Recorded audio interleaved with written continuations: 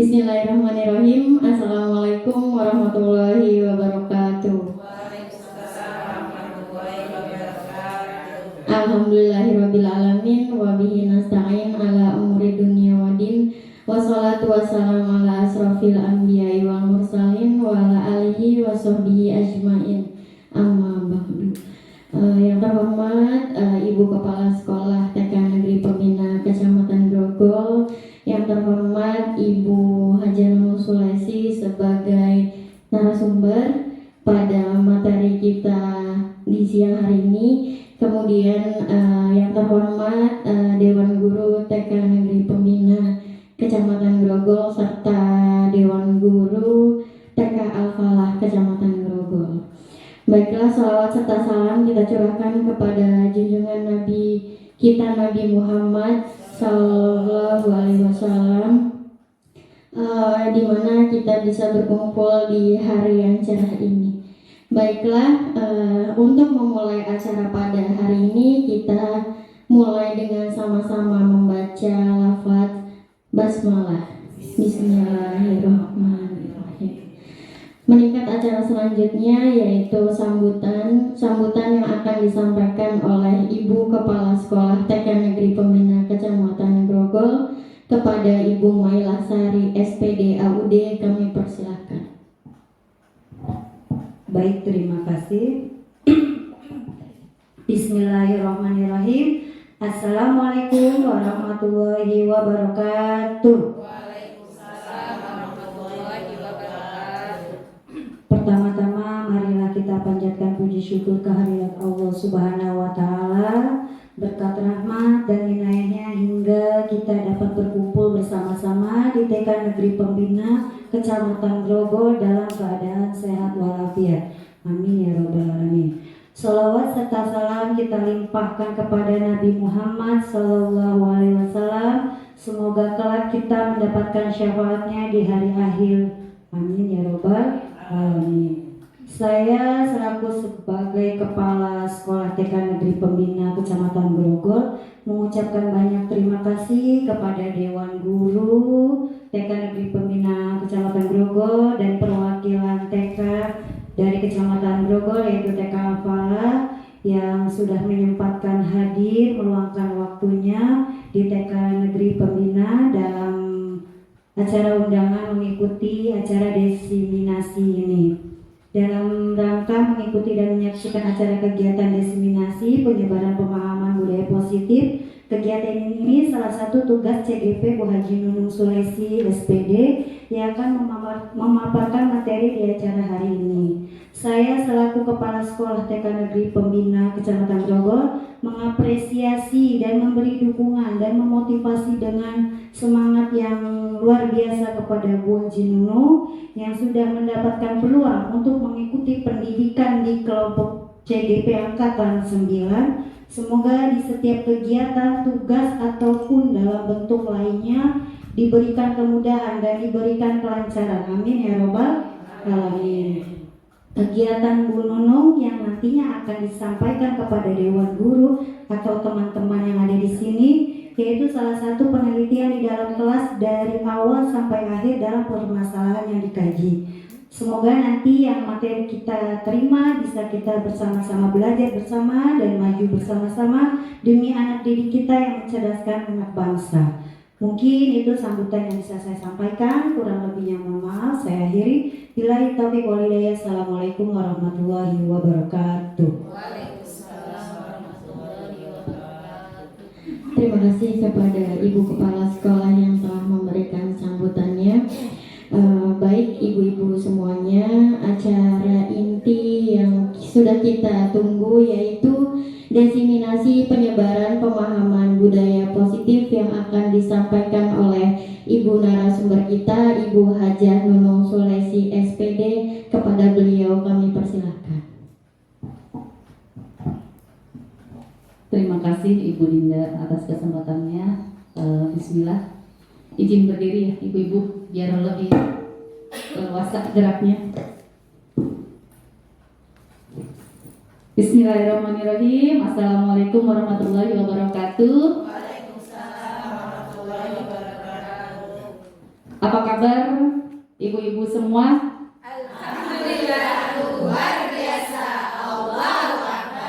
Masya Allah, walaupun siang hari tetap semangat ya.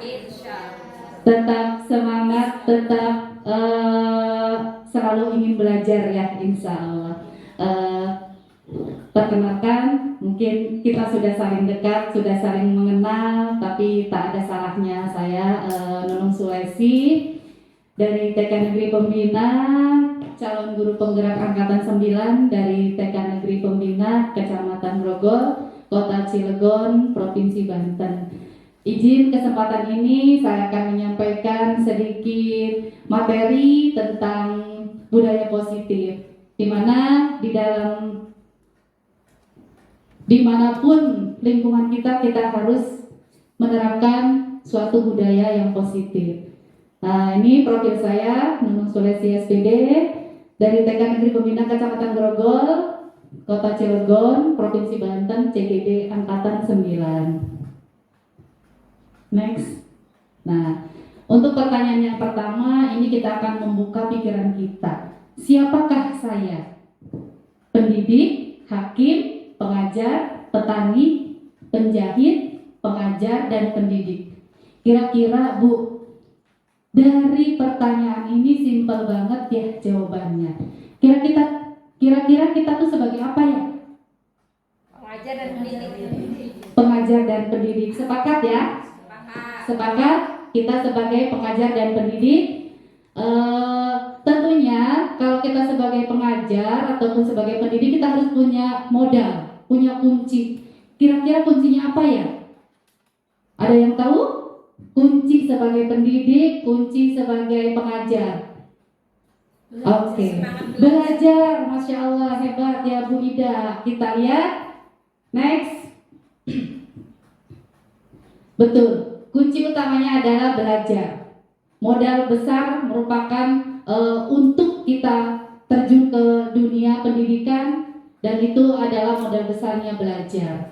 Kira-kira ibu-ibu yang sekarang posisinya di siang hari, yang sudah menguras tenaga, sudah siap belajar belum? Insya Allah. Insya Allah sudah siap belajar ya. Baik, kita di sini saya tidak menggurui, akan tetapi saya menyampaikan apa yang sudah dipelajari di LMS, tepatnya di modul 1.4 tentang budaya positif. Next. Nah, tujuan dari kunci, kalau dilihat dari tujuannya, kira-kira tujuannya mulia tidak ya? Mulia banget ya Bu ya. Mulia banget, biar anak tuh selamat, bahagia. Nah, di situ kita garis bawahi, kira-kira dalam memberikan keselamatan dan kebahagiaan, apakah kita sudah memenuhi kebutuhannya? Apakah sudah atau belum? Insya Allah ya, insya Allah, betul, iya. Karena kita selalu menerapkan pembelajaran yang sesuai dengan kebutuhannya. Oke, jadi insya Allah kita sama-sama di sini menerapkan tujuan ini kepada murid kita. Next. Disiplin positif di TK, di SD, dimanapun itu penting kan? Penting. Mau di dunia pendidikan, mau di dunia lingkungan masyarakat, bahwa penerapan disiplin positif itu sangat penting karena tujuannya adalah membentuk karakter baik pada anak. Nah, ini jelasnya tujuan disiplin positif menanamkan motivasi pada murid, yaitu menjadi orang yang mereka inginkan dan menghargai diri sendiri dengan nilai yang mereka percaya. Menghargai dirinya juga sama Bu, itu merupakan tujuan dari disiplin positif. Menghargai orang lain itu yang lebih penting sehingga mereka bisa memiliki nilai-nilai kepercayaannya. Disiplin positif yang di TK yang sudah diterapkan tuh kira-kira apa ya Ibu? Disiplin positif yang di TK aja Bu. Datang tepat waktu. Iya, mengucapkan salam. Satu lagi, kira-kira apa Bu? yang bisa diterapkan di TK? Datang ke mencuci tangan, oke, menyimpan dan merapikan alat bermain dan alat belajar setelah digunakan, betul Bu. Tidak mengenakan seragam karena mungkin orang tuanya lupa. Kira-kira wajah anaknya itu bagaimana Ibu? Sedih, murung, sampai-sampai minta balik lagi. Ya, tidak mau sekolah karena seragamnya berbeda. Kenapa di situ? Karena anak tuh sudah mempunyai nilai disiplin dalam dirinya. Ya, sudah mempunyai nilai disiplin dalam dirinya, dia suka kerapihan, dia tanggung jawabnya sudah terbentuk sehingga tidak mengenakan seragam dia tidak mau masuk. Pernah ngalamin Ibu-ibu? Iya betul, sama Bu saya juga ya. Jadi ada yang salah seragam, jadi anaknya murung. Ya, karena di situ sudah tertanam rasa tanggung jawabnya, disehatin gitu. Tidak apa-apa, tidak mengenakan seragam karena salah ataupun lupa, itu karena faktor tidak disengaja ya Ibu-ibu ya. Jadi kita lihat kondisinya, karena memang kedisiplinan anak itu sudah tertanam dalam dirinya, ya responnya, reaksinya anak kelihatan ya Bu ya. Iya. Selanjutnya, menghargai guru dan teman yang sedang berbicara. Kira-kira nilai kebajikan apa tuh yang dapat diperoleh? Sopan santun bisa. Apalagi?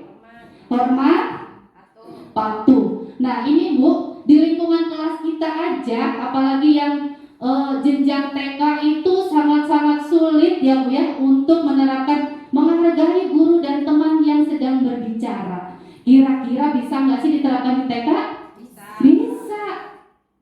Bisa Bu ya. Dengan apa? Dengan cara kita membuat peraturan, kesepakatan, sehingga diam dan mendengarkan. Begitu juga dengan teman-temannya yang sedang berbicara, kita harus diam dan mendengarkan ya. Seperti itu. Nah, dalam pelaksanaannya kita mungkin kalau di lingkungan TK akan super ekstra Bu ya.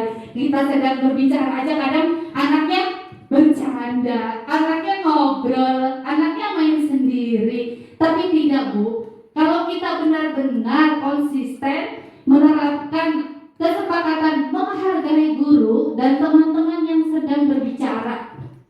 Misalnya kita lagi menjelaskan nih, ada temannya yang ngobrol gitu. Kita ingatkan lagi kesepakatannya. Ingat ya teman-teman, kesepakatan kita apa? Ketika Bu Guru sedang berbicara, diam dan mendengarkan Bu. Nah, seperti itu. Ingatkan lagi. Jadi Ibu Guru TK itu harus mengulang-ulang, harus mengingatkan keyakinannya atau peraturannya yang di kelas itu. Sehingga lama-lama anak tuh mengerti gitu. Oh iya, ketika ada Bu Gurunya yang berbicara, teman-temannya yang berbicara, kita harus diam dan mendengarkan. Itu Bu ya. Jadi nilai positifnya, nilai kebajikannya adalah hormat dan patuh, sopan santun, ya itu. Next. Oke, selanjutnya adalah motivasi perilaku manusia. Menurut Diane Gosden menyatakan ada 3 motivasi perilaku manusia. Yang pertama, hukumannya mungkin datang terlambat, nanti akan ditegur kepala sekolah. Nah itu jadi perilaku kitanya datangnya pagi-pagi, datangnya tidak terlambat, on time. Itu kita masih berbuat atau menaati peraturannya masih belum dari dirinya Bu, dari diri sendiri kita belum, karena kita masih takut hukuman sama tidak nyaman. Itu Bu ya, itu masih faktor ekstrinsik. Nah selanjutnya yang kedua, untuk mendapatkan imbalan atau penghargaan dari orang lain. Misalnya kita datang tepat waktu, setiap hari dilihat jamnya, jam 6.30, Masya Allah luar biasa. Tapi hanya untuk mendapatkan imbalannya seperti apa? Oh nanti pas akhir tahun saya mendapatkan piala apresiasi yang paling disiplin. Nah itu sama Bu ya, masih faktor ekstrinsik belum terbentuk dari dirinya sendiri, masuk ke faktor motivasi ekstrinsik. Bisa dipahami ibu-ibu? Ya, ekstrinsik. Kalau intrinsik ada di poin yang ketiga. Untuk menjadi orang yang mereka inginkan, menghargai diri sendiri dengan nilai-nilai yang mereka percaya gitu. Jadi kita melakukan peraturannya tidak ada karena dapat hadiah, karena dapat apresiasi, karena dapat pujian. Ih, bu guru ini mah paling tampil. Jadi senang bu gurunya, besok datangnya lebih pagi lagi. Itu masih faktor ekstrinsik ya ibu-ibu ya. Mudah-mudahan kita semua di sini dapat tertanam yang motivasi yang ketiga ya. Motivasi yang ketiga untuk menjadi orang yang mereka inginkan dan menghargai diri sendiri dengan nilai-nilai yang mereka percaya. Oke, paham ibu-ibu? Jadi yang motivasi ekstrinsik di nomor berapa? 1, 1 dan 2. Kalau yang motivasi yang intrinsik 3. Oke, alhamdulillah. Jadi sudah paham Bu ya. Semoga kita semua melakukan atau mematuhi peraturan itu tidak karena ada imbalan, apresiasi, atau karena hukuman, karena tidak nyaman, itu tidak Bu ya. Jadi kita benar-benar mematuhi, kita juga menjadi orang yang disiplin dalam diri kita, sehingga anak didik kita juga bisa mengikuti kita, karena sebagai guru adalah teladan. Ya Bu ya, teladan ya. Oke, next. Nah, ini contoh Bu ya, contoh.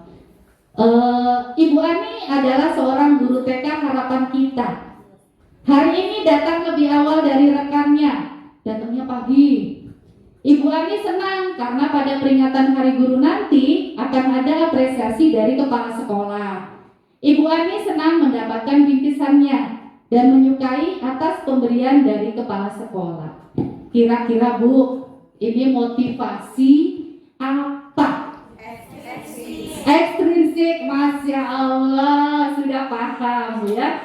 Berarti Ibu Ani ini masih mengharapkan imbalan, ya, masih mengharapkan pujian juga. Iya, ini masih faktor ekstrinsik ya. Nah, next. Contoh 2. Devano adalah murid kelompok B2. Minggu ini ia sangat antusias datang ke sekolah tepat waktu dan datang lebih awal. Sesampainya di sekolah, ia senang bermain di luar. Ia bermain beberapa alat bermain yang ada di sekolah, sampai-sampai terpancar raut wajahnya senang, ceria, bahagia. Kira-kira motivasi apakah ini? Intrinsik. Iya betul Bu ya. Selain intrinsik juga ada kebutuhannya. Kebutuhannya ingin apa? Ingin bermain. Bermain itu menjadikan apa Bu? Bahagia, senang ya. Berarti kebutuhan kesenangan itu Bu. Jadi tidak mengharapkan takut ditegur bu gurunya, takut terlambat. Tidak, ini faktor motivasi apa? Intrinsik. Betul, Masya Allah, sudah paham ya. Ekstrinsik dan intrinsik. Ya, next. Nah, selanjutnya ini kebutuhan dasar manusia. Kebutuhan dasar manusia itu terdapat 5 ya, ibu-ibu. Yang pertama, kebutuhan bertahan hidup. Contohnya kita butuh makan, butuh pakaian, butuh tempat tinggal, itu Bu ya. Yang kedua, kasih sayang dan rasa diterima, kebutuhan untuk diterima. Nah, itu contohnya kita ingin diterima sesama teman, di lingkungan kita, di sekolah sendiri, di lingkungan masyarakat, itu kebutuhan Bu ya. Kebutuhan peduli gitu Bu ya. Di saling menyayangi sesama teman gitu Bu ya. Selanjutnya, kekuasaan dan penguasaan kebutuhan pengakuan atas kemampuan. Misalnya kita nih bisa apa nih? Misalnya Bu Yuli kompetensinya di apa? Membuat modul ajar. Nah, itu penguasaan. Bu Yuli bisa mengajarkan ke teman-temannya. Atau Bu Ida Jawati misalnya di data aplikasi Dapodik Berarti penguasaan Bu Wati itu bisa ditularkan ke teman-temannya. Bu ya, itu penguasaan. Jadi ketika kita memiliki kemampuan itu sehingga kita mendapatkan apresiasi. Apresiasi tidak berarti bentuk materi ya ibu-ibu ya. Jadi itu merupakan faktor atau kebutuhan dasar kekuasaan. Ya, selanjutnya yang keempat, kebebasan, kebutuhan akan pilihan. Nah, ini kalau kita sama-sama terkadang ada yang berbeda pendapat. Itu pilihan Bu ya, pendapatnya masing-masing itu pilihan. Jadi kita harus saling menghargai, menghormati ya, karena kebebasan tidak boleh memaksakan hak orang lain. Nah, selanjutnya yang kelima, kesenangan, kebutuhan untuk merasa senang. Tadi yang dicontohkan pada contoh yang kedua, Devano itu ada di faktor kesenangan ya Bu ya, ada di faktor kesenangan gitu. Jadi ini kebutuhan dasar manusia ada berapa? Ada 5. Yang satu? Oke, kedua? Yang ketiga? Yang keempat? Oke, yang kelima? Iya, jadi ada 5 kebutuhan dasar manusia ya Ibu ya. Next. Nah, kebutuhan dasar jika tidak terpenuhi ini akan efeknya atau mengeluarkan reaksi sikap dan perilaku yang tidak sesuai sehingga pada akhirnya dapat melanggar terhadap peraturan. Sepakat nggak Bu? Sepakat ya? Contoh kecil, misalnya kita kebutuhan dasarnya pengen kesenangan. Nah, kesenangan. Terus sikap dan perilaku kebutuhan dasar kesenangannya tidak terpenuhi. Akhirnya sikap dan perilakunya itu melakukan reaksi yang tidak sesuai dan bisa melanggar peraturan. Misalnya datangnya harus jam 7.15. Nah, ini karena tidak sesuai dengan kebutuhan dasarnya ya. Jadi melanggar peraturan ya, telat lagi ya. Sama Bu, nggak hanya di Bu guru, nggak, anak didik juga sama Bu ya. Karena mungkin kebutuhan dasar kayak misalnya tidur ya, tidur itu Bu ya, kebutuhan dasar itu yang untuk yang pertama ya, untuk yang pertama itu secara psikologis mungkin anaknya tidurnya terlalu malam, larut malam sehingga bangunnya siang. Udah siang nanti sikap dan perilakunya malas sekolah, nggak mau sekolah karena apa? Karena ngantuk. Akhirnya dimotivasi sama orang tuanya, sudah dimotivasi datang sekolah biar kita tetap relax dan tetap enjoy ya.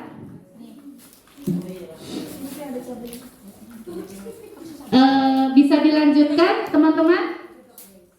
Bisa ya, sambil ya, nggak apa-apa sambil aja ya, karena memang kebutuhan dasar juga harus dipenuhi. Takut sudah meminta haknya perutnya sambil belajar sambil menyantap snack. Oke.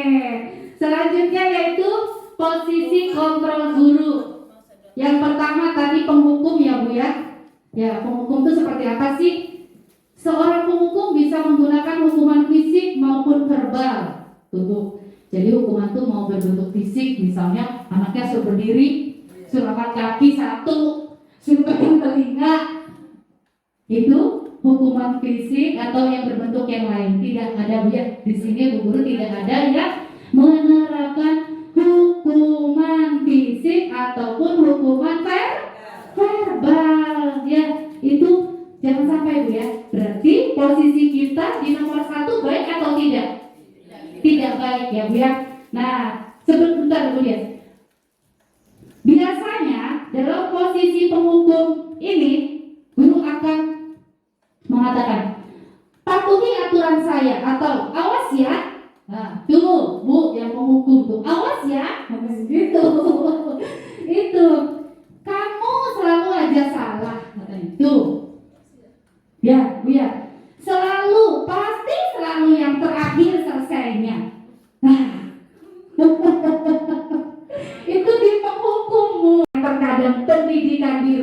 tidak sama dengan pendidikan di sekolah. Di sekolah sudah didisiplinkan dari mulai karakternya, dari mulai sikapnya, itu ternyata di rumahnya kurang kontrol, jadi anaknya bebas sehingga agresif. Nah, pemukul tidak baik ya, ibu ya.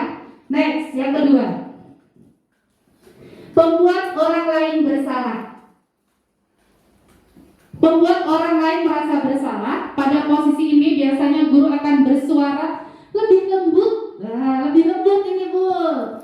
Suaranya, kata-kata yang keluar dengan lembut akan seperti ini. Ibu sangat kecewa sekali dengan kamu. Agak ramah ya. Kalau tadi awas ya, tinggi yang penghukum. Kalau ini agak lembut. Berapa kali bapak harus memberitahu kamu ya? Tuh, agak lembut, agak turun ya. Gimana coba kalau orang tua kamu tahu kamu berbuat begini, katanya gitu. Akibatnya apa ya? Sebelum akibat, posisi kontrol sebagai pembuat orang bersalah, kira-kira baik tidak? Tidak baik ya bu ya, karena mengakibatkan murid akan merasa bersalah telah mengecewakan ibu atau bapak gurunya ya.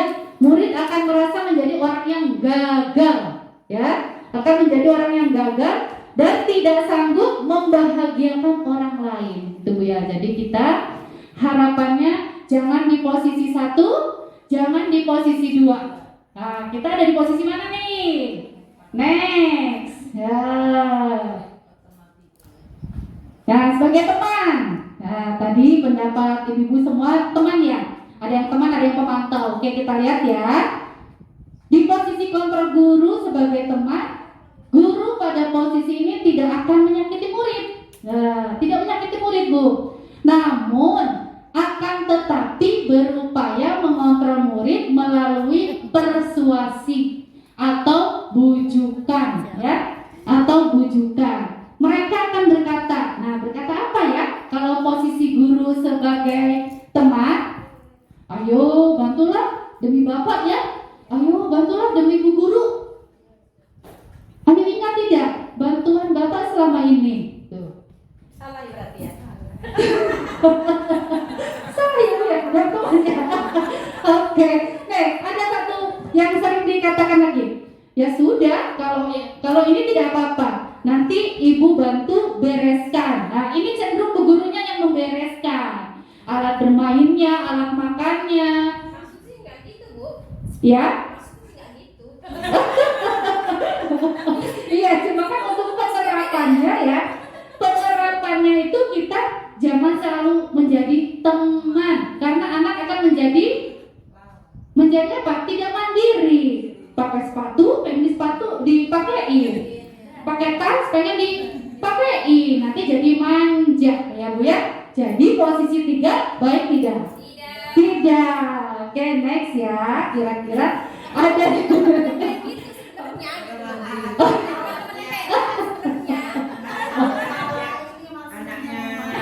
Oke.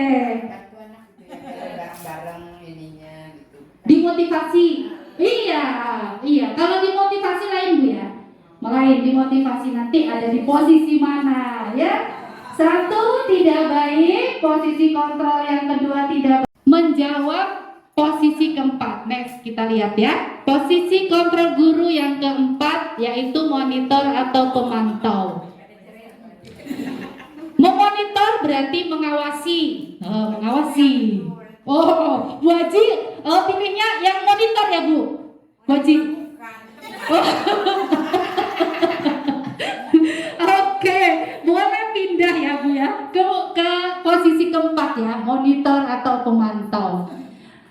Memonitor berarti mengawasi. Pada saat kita mengawasi, kita bertanggung jawab atas perilaku orang-orang yang kita awasi. Posisi pemantau berdasarkan pada peraturan dan konsekuensi. Kayaknya bagus nih. Iya. Kayaknya ganti yang tadi pilihan teman ganti ke kontrol. Tidak. Boleh. Next ya kita lihat ya. Menurut Dr. William Glasson ya? Oke. Pertanyaan yang diajukan seorang pemantau. Peraturannya apa? Apa yang telah kamu lakukan? Sanksi atau konsekuensinya apa? Tuh. Tapi Bu, ada akibatnya. Kira-kira akibatnya ini baik atau tidak buat anak? Akibatnya adalah murid memahami sanksi yang harus dijalankan karena telah melanggar salah satu peraturan sekolah. Guru tidak menunjukkan suatu emosi yang berlebihan, menjadi marah atau membuat merasa berbuat salah. Ini cenderungnya pemantau itu sudah agak bagus ya Bu ya. Sudah agak bagus. Lumayan ya. Lumayan. Oke. Next. Posisi yang kelima. Nah. Oh. Mau pindah lagi? Enggak, tadi mau milih manajer.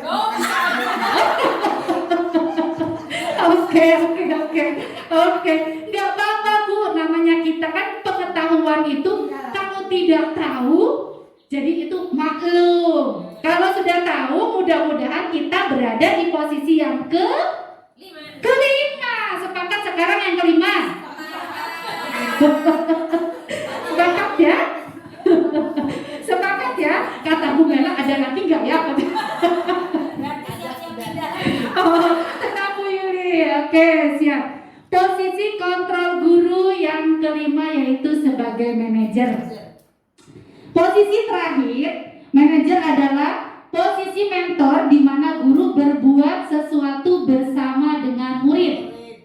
Mempersilahkan murid mempertanggungjawabkan perilakunya. Tuh, mempertanggungjawabkan perilakunya Bu. Mendukung murid agar dapat menemukan solusi. Nah, tuh cocok ya Bu ya. Cocok, menemukan solusi, mempertanggungjawabkan atas permasalahannya sendiri. Kira-kira nih, pertanyaan apa yang muncul dari seorang posisi kontrol guru sebagai manajer? Apakah kamu meyakininya? Jika kamu meyakininya, apakah kamu bersedia memperbaikinya? Tuh Bu. Jadi kita tanya, apakah kamu tahu peraturannya? Kalau tahu Bu, kira-kira mau mengulangi lagi enggak? Nah itu sudah diberikan solusi Ibu ya. Solusi. Jika kamu memperbaiki ini, hal ini menunjukkan apa tentang dirimu? Tuh, kalau sudah berbuat baik, kita akan menjadi apa? Menjadi orang yang lebih baik, lebih menghargai dirinya dan orang lain. Apa rencana kamu tidak memperbaiki hal itu? Nah, itu Bu ya. Akibatnya apa sih? Kita lihat akibatnya. Menjadikan anak bertanggung jawab untuk mencari jalan keluar permasalahannya. Tentu dengan bimbingan guru, Bu ya. Apalagi di TK, Bu ya. Ada masalah ini, anaknya laporan, Bu, sayanya dicubit. Ya, gurunya langsung, mana yang cubit? Nah, tidak Bu ya. Tidak seperti itu ya. Tapi kita dengan tetap lembut. Siapa yang mencubit Nak? Nanti kita klarifikasi, konfirmasi, klarifikasi ke anaknya. Di situ nanti ada proses menyelesaikan masalah atau restitusi. Tidak langsung menghukum. Oh ya. Oke, lanjut. Lebih menghargai diri dan orang lain. Nah, itu Bu. Jadi harapannya kita semua dalam menyelesaikan masalah ada di posisi kontrol yang kelima. Ya, sepakat ya? Yang kelima. Karena lebih apa? Akibatnya menjadi anak lebih menghargai dirinya dan orang lain, menjadi bertanggung jawab dan juga bisa menyelesaikan masalahnya. Oke, sepakat ya yang kelima ya. Tadi 1 nggak ada, 2 nggak ada, 3 ada, tapi pindah naik ke pemantau. Dari pemantau, pindah lagi ke manajer. Artinya Bu, alhamdulillah. Karena pengetahuan kita itu tidak datang sekaligus. Kita harus belajar lagi, belajar sepanjang hayat. Ya Bu ya. Insya Allah harapan kita semua dalam menyelesaikan masalah ada di posisi kontrol manager, Bu ya. Oke, siap. Next. Yakin semangat nih.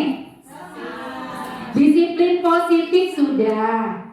Terus tadi kebutuhan dasar manusia sudah.